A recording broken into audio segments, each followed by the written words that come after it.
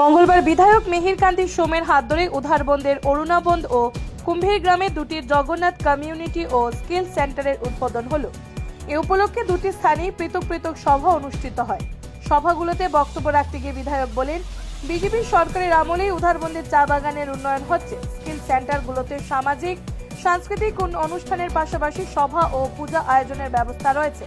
নানা শ্রমিকদের ছেলে মেয়েদের নানা ধরনের প্রশিক্ষণ দেওয়া হবে সেন্টারে। মুখ্যমন্ত্রী ডক্টর হিমন্ত বিশ্ব শর্মা শ্রমিকদের এগিয়ে নিয়ে যেতে প্রয়োজনীয় পদক্ষেপ গ্রহণ করেছেন বলে উল্লেখ করেন মিহির কান্তি সোম।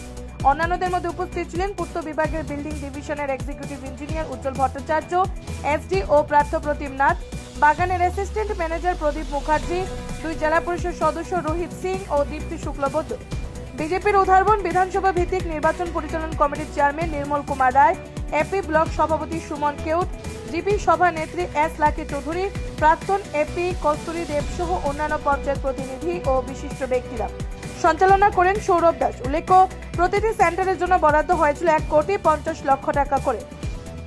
উধারবন থেকে শিবাজি ধরের রিপোর্ট, নববার্তা টুডে।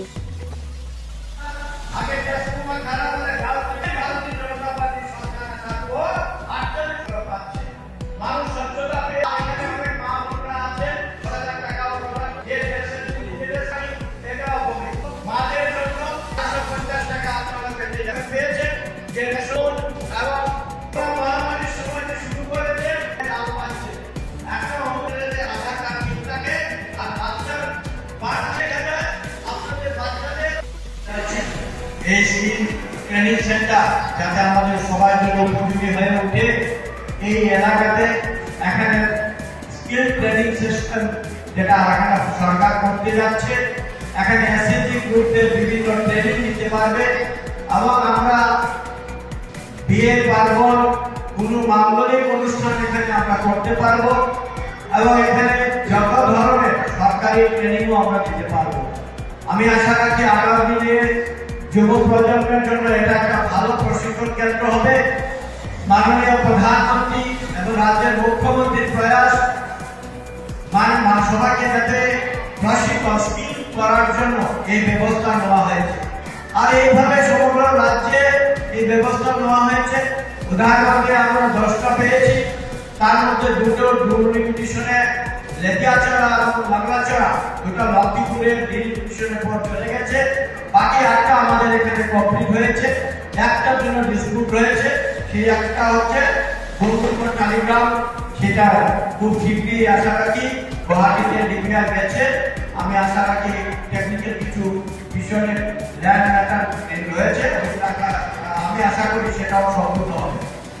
আর এই সরকার আসার পর 2016 রাজ্যে আমরা ক্ষমতায় এসেছি, আর আপনারা দেখছেন রাস্তাঘাট থেকে ধরে বিদ্যুতীকরণ সমস্ত কিছু অগ্রগতি লাভ করেছি।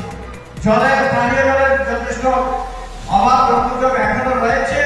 জল জীবন মিশন প্রত্যেকের বাড়িতে লাইন দেওয়া হয়েছে সত্যি, কিন্তু ভৌগোলিক কারণে অনেক ক্ষেত্রে সঠিক বিদ্যা না থাকার কারণে অনেক ক্ষেত্রে সেটা অসুবিধা হচ্ছে। আর আমরা দেখেছি এই চা বাগান অরুণাবন্দ বলুন, নাসিক বলুন, চন্ডিগড় বলুন, প্রত্যন্ত এলাকাতে রাস্তাঘাট হয়েছে। এখন আমরা পুঁজিতে রাস্তার কাজ হাতে নিয়েছি। সেদিন এই সরকার মধ্যে আমরা পুঁজি করেছি, লাঙ্গাচড়ার রাস্তা করে লালচড়া খাসিয়াপতি রাস্তা করেছি। এর মধ্যে আমরা বাঁশকিলা সহ বিভিন্ন জায়গায় একটা রাস্তা শিলান্যাস চলছে। আর আগামী দিনে আমাদের বুঝতে হবে কোথায় রাস্তা বানাবো।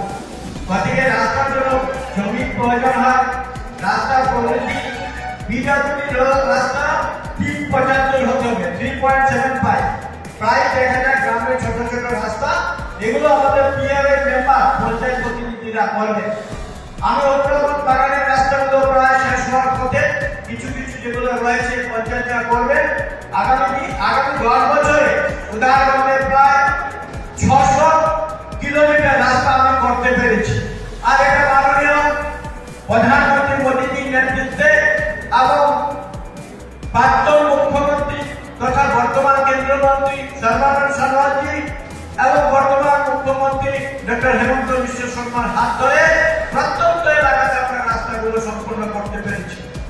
আর আমরা মনে আছে এই মেইন রাস্তায় ছিল না, কাশীপুরের রাস্তা ছিল না, চা বাগানে তো একটা ব্রিজ পর্যন্ত ছিল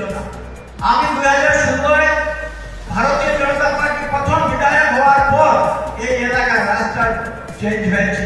আমি বলি নাই সম্পূর্ণ